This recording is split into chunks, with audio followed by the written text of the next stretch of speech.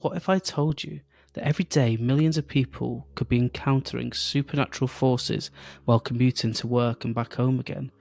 Or better still, picture the scene, it's Christmas time, and you're heading back home from some Christmas shopping in Harrods. From shadowy figures lurking on abandoned platforms to phantom footsteps trailing the night shift workers, London's famous tube is haunted by more than just commuters.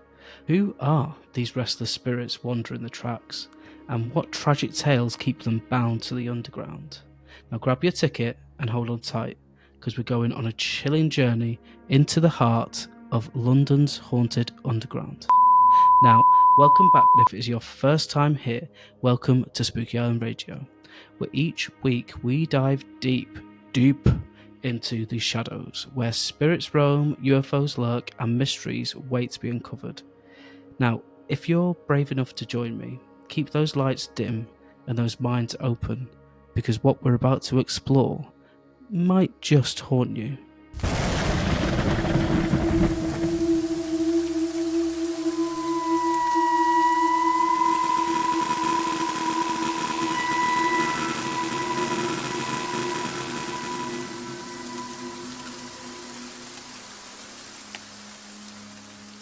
Now, like I said, this week we're investigating the world famous London Underground, and having moved here a few years ago now, I used to hate using the tube. That's what it's called, obviously. It's hot, it's stuffy, and it's busy all the fucking time. But I've kind of grown to quite like it, even love it. The convenience is great, especially around Central, and I don't know, but I can't quite explain it, but I just love being out for drinks, bottomless brunch or something, with some friends, and then navigating the underground to get to our next watering hole. Yeah, one of my fondest memories, she's going to hate me, I literally tell everybody the story, was of my friend Shauna. And she was drunk as a skunk waiting for the Central Line train home at 3 a.m. She literally dropped, we were literally watching mice run backwards and forwards, and she literally dropped her pickle out of her Manchester, dropped her pickle out of her cheeseburger, left it there for about 5 minutes, and then completely ignored the 5-second rule, left it there for about 5 minutes, and then picked up the pickle and ate it. Ridiculous. I don't know how that girl's still alive. Like, literally, it had ketchup on it as well, so it was like all dust, but she's still going strong, so she must have a good immune system. So yeah, really strange favourite memory of the underground there, but the heart wants what the heart wants, I suppose. 5-second rules being broken aside, I have to say it is really quite an atmospheric place, especially when it gets quieter late at night and the platform's almost deserted. And talking from experience, having been in this situation a couple of times myself, you do almost feel that you're being followed, especially given the line I used to use to get back home, which was the Bakerloo line, which is one of the deepest and oldest tunnels in the whole network.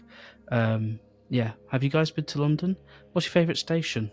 Mine is, it's a toss-up between Baker Street, because of the photos, very pretty, and Tottenham Court Road, I think. But yeah, let me know your favourite station down below in the comments. Now, as usual, before we get into the spooks, let's turn back time and have a look at the history of the London Underground. Now, the London Underground, affectionately known as the Tube, is not only the oldest underground railway system in the world, but also a pioneering marvel of engineering, with a whopping 402 kilometres of track and 272 stations on the map. So yeah, pretty fucking big.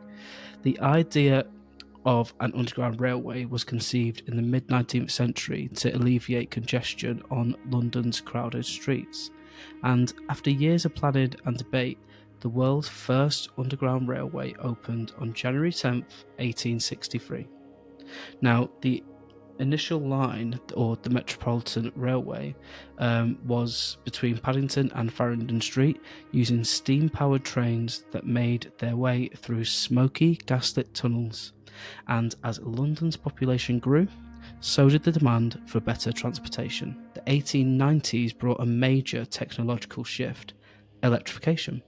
The City and South London Railway, now part of the Northern Line, became the first to operate electric trains.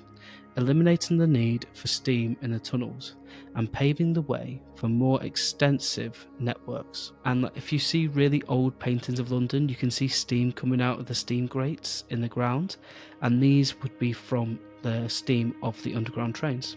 Fun little factoid there. And yeah, by the early 1900s, several independent lines emerged, all competing for passengers.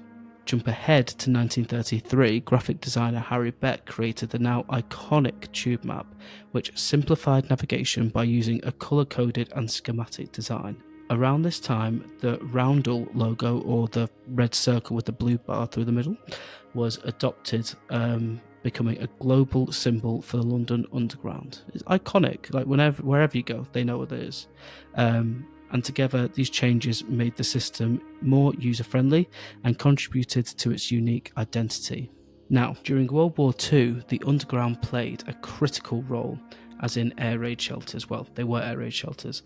Now, keep this point in mind, as we will be coming back to one of these stations later in the video. But as I said, Londoners took refuge from bombings in the tube, which in turn became makeshift communities, complete with bunk beds, food stations, and medical facilities. And to this day, reminders of this period linger in the form of hidden wartime passages and bunkers. In the post-war years, the Underground continued to expand, adding new lines and extending old ones to accommodate the growing suburbs. The Jubilee line opened in 1979, was later extended to serve key locations like Canary Wharf in the 1990s. The London Underground is more than just transportation, it's a part of London's identity and culture, with the stations, art and the ghost stories are just as famous as its trains. Now, I know what you're here for. Let's get into the ghost stories of the London Underground. Ooh. Now, in ancient times, the city of London had 109 churches, each with its own burial ground where victims of gruesome diseases like the Black Death were laid to rest. Bank Station, in the heart of the financial district, was built right in the middle of a grave of two such churches. The nearby Bank of England was built on the site of St Christopher Leastocks Church, that's a mouthful, with the graveyard of the church becoming the bank's garden.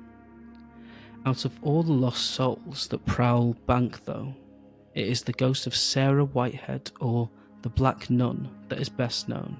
Sarah Whitehead was the sister of Philip Whitehead, a bank clerk at the Bank of England. And in 1811, Philip was accused of forgery, a crime punishable by death at the time. Desperate his pleas, he was found guilty and later executed, a fate that devastated his sister. After his death, Sarah was overcome with grief and disbelief. She started visiting the Bank of England daily, asking for her brother and demanding to see him, convinced that he would eventually return.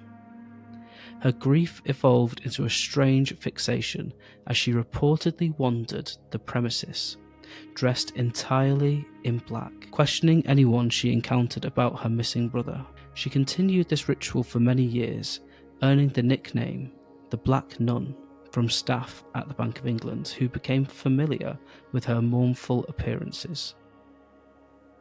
Now, there have been numerous reports of encounters with her spirit at Bank Station. Some witnesses describe seeing her silently wandering the dimly lit passageways, seemingly lost in thought, while others claim she appears only to vanish when approached.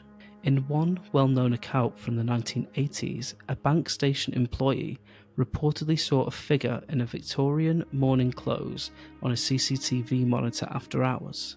Now, when he investigated, he found no one in the area, and his colleague reported seeing nothing on the monitors, adding to the eerie mystery surrounding her ghostly presence. Staff and late-night commuters have also reported other inexplicable phenomena, such as mysterious knocking sounds, slamming doors and cold spots, unsettling drafts which many attribute to Sarah's restless spirit. Her apparition continues to be a popular legend, and sightings have been noted as recently as the early 2000s, adding an unsettling layer to Bank Station's reputation as one of London's most haunted spots. Sarah Whitehead's story captures the heartbreak of lost family, the devastation of betrayal, and the desperation of unresolved grief. The image of the Black Nun searching endlessly for her brother speaks to timeless human emotions, which may be why her legend remains so strong today. Now, before we go into the next section, I'm all for brother-sisterly love, right? I mean, as is allowed by law. But if I suddenly went missing one day, my two sisters, they would not be nowhere near as upset. So I don't know whether I should feel upset about that, you know? I don't think they'd mourn for me going to like where I work every single fucking day. And not just because it's like a 200-mile round trip, but yeah. She must have really loved him. Oh, isn't that nice? Now, on to the next one. From Bank Station, I should say, in the busy financial district, we are taking the Central Line to Bethnal Green Station, which is said to have many, many ghosts. Now, Bethnal Green Underground Station, which is situated towards the east of central London, not far from places such as Hackney and Whitechapel, is known for its haunting atmosphere, largely attributed to a tragic incident that occurred there during World War II. In March 1943, a massive crush happened as people sought shelter in the station from what they believed to be an air raid. A loud, unfamiliar sound, just like that, likely from anti-aircraft rockets, triggered panic amongst the crowd. In the chaos, 173 people, including many women and children, were tragically killed on the stairway leading down into the station. This disaster, often called the Bethnal Green Tube Shelter disaster, is very fitting, obviously, became one of the deadliest civilian incidents of the war on British soil. 173 women and children. Crazy. And since then, reports of ghostly sounds and sightings have emerged. Witnesses and station staff have described hearing unexplained cries and screams, reminiscent of the panic and distress from that fateful night. Now, some claim to hear phantom footsteps or feel sudden chills near the stairwell where the incident took place. These echoes serve as eerie reminders of the lives lost in the station's depths, and many believe the spirits of those who died remain there, unable to leave due to the traumatic nature of their deaths. 173 people dead, again, crazy number. Actually insane. And is it any wonder that the station is now said to be haunted? Now, on our round trip of London's Underground, we're heading back on the Central Line. I thought these are actually quite central today, but yeah. And to Liverpool Street Station for our next ghostly encounter. Staff at Liverpool Street Station are accustomed to otherworldly events and mysteries. Many workers have spotted strange figures on the CCTV system in the dead of night, and passengers have reported seeing a man in overalls pacing up and down the platforms. The station was rumoured to be built on a mass burial site, which is admittedly a bit cliche, but unsettlingly, this turned out to be true, as over 3,000 skeletons were unearthed in 2015, the remains of plague victims who had been buried during the Black Death. Perhaps they're the very same figures, obviously not in overalls, this must be a different ghost, but showing up on the camera. Now, one particular spirit is said to still scare people riding the tube to this day by wandering the tunnels of Liverpool Street Station, screaming, and I quote, like crazy. That's what it said on the internet. So it must be true. Oddly enough, to substantiate these claims, Liverpool Street Station stands on the site of the old Bethlehem Royal Hospital, or Bedlam for short. It was founded in 1247 by the Priory of St. Mary of Bethlehem, and the infirmary attached started treating mentally unwell patients in 1377. The hospital later moved to a site nearby at Moorfield, and it was here that it was nicknamed Bedlam. It was a cruel place where patients were mistreated. It has even been reported that members of the public could visit and even pay good money to see the patients perform obscene acts on one another. The woman whose spirit is believed to roam Liverpool Street station was thought to have been treated at Bedlam in the 1780s. Now, according to David Brandon and Alan Brooks' Haunted London Underground, which I would highly recommend, is a very good book. It's started my haunted book collection on the shelf. I would highly recommend it. Yeah, it's really good. And they say that she used to cling desperately to a small coin and would go cray-cray if anyone. You can tell I'm a millennial. I didn't say crazy. I didn't even say crazy. I said cray-cray. If anybody tried to steal it or take it off her. Now, when she died, someone stole it from her as she was being buried, and she was buried without it. So desperate was she to get it back, it said that she still walks the tunnels of Liverpool Street Station, screaming the place down, looking for her coin or whoever it was that stole it. Now, our final stop today on the tube takes us from Liverpool Street on the Central Line once more to Holborn in central London. Now, when someone says Holborn to you, images are probably conjured of being close to Soho, lots of bars, clubs, and places to eat and drink in the nearby Covent Garden. You probably don't think it could be possible that you could see, I don't know, an ancient Egyptian ghost in the Holborn section of the Underground? Crazy, but apparently true. The ghost of Amen-Ra, sometimes referred to as the Cursed Mummy, is among the most infamous paranormal legends tied to the London Underground. The story begins with a mummy rumoured to carry a powerful curse that had allegedly brought misfortune to those who encountered it at the British Museum, because the British, great at going around stealing things from all around the world. The mummy, often associated with an Egyptian princess or high priestess, is said to have left an eerie mark on the museum's artifacts, resulting in misfortunes and unexplained deaths around those who handle it. Are you seeing a bit of a tangent? This is what terrifies me about visiting Egypt. What if I touch something I shouldn't and could have an ancient curse put on me by a vengeful spirit? I mean, why would they do it to me? But, yeah, that's what puts me off going to Egypt, the curses. But the ghost of Amen-Ra began to haunt the now closed British Museum station. It's rumoured that a secret tunnel once connected the museum's Egyptian room directly to Holborn Station, giving Amen-Ra's spirit a path to wander. Witnesses have described her apparition as a woman in ancient Egyptian attire, crowned with a grand headdress, gliding through the tunnels and sometimes emitting chilling screams, especially at Holborn and Covent Garden stations.